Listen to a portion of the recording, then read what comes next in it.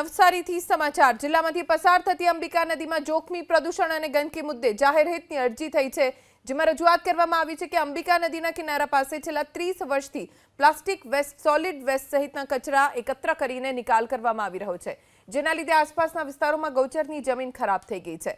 આવા કચરાના નિકાલ માટે સોલિડ વેસ્ટ ડિસ્પોઝલ માટે રૂલ્સનું પાલન નથી કરવામાં આવતું। જો ભવિષ્યમાં આ સમસ્યાનું સમાધાન નહીં થાય તો નદી વધુ પ્રદૂષિત બનશે। નવસારીથી સમાચાર જિલ્લામાંથી પસાર થતી અંબિકા નદીમાં જોખમી પ્રદૂષણ અને ગંદકી મુદ્દે જાહેર હિતની અરજી થઈ છે, જેમાં રજૂઆત કરવામાં આવી છે કે અંબિકા નદીના કિનારા પાસે છેલ્લા 30 વર્ષથી પ્લાસ્ટિક વેસ્ટ, સોલિડ વેસ્ટ સહિતના કચરા એકત્ર કરીને નિકાલ કરવામાં આવી રહ્યો છે, જેના લીધે આસપાસના વિસ્તારોમાં ગૌચરની જમીન ખરાબ થઈ ગઈ છે। આવા કચરાના નિકાલ માટે સોલિડ વેસ્ટ ડિસ્પોઝલ માટે રૂલ્સનું પાલન નથી કરવામાં આવતું।